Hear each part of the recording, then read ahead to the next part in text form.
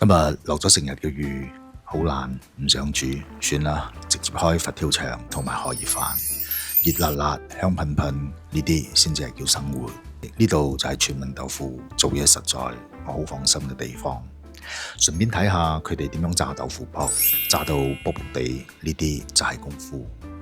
潤腸臘腸鋪好，飯放落去，荷葉包實，料靚，份量足，好實在。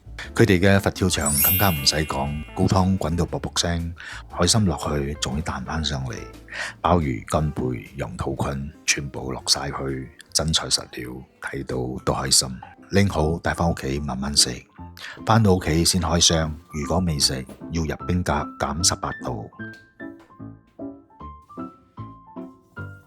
但今日唔收啦，我哋今日就係要食噶啦。由冰格攞翻出嚟，開蓋嗰一下，哇，真係靚到！做法更加簡單，淨係需要煲一煲滾水，佛跳牆大火就蒸佢40分鐘。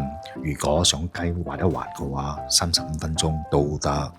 荷葉飯就蒸1個鐘，懶人嘅話用微波爐30分鐘就搞掂。我突然之間諗起冬節同埋過年都快到時候買翻呢兩樣，再炒一個5分鐘嘅鮑魚西蘭花，咁樣就完美 perfect。佛跳牆一上台，連隻貓都頂唔順，跳上嚟想試下。呢個佛跳牆入邊嘅用料真係真材實料，鮑魚、乾貝、羊肚菌、花膠、海參、走地童子雞、茶花菇、素翅、蓮藕、蘿蔔，用文火燜咗8粒鐘嘅瑤柱金雞湯，啖啖都係功夫味。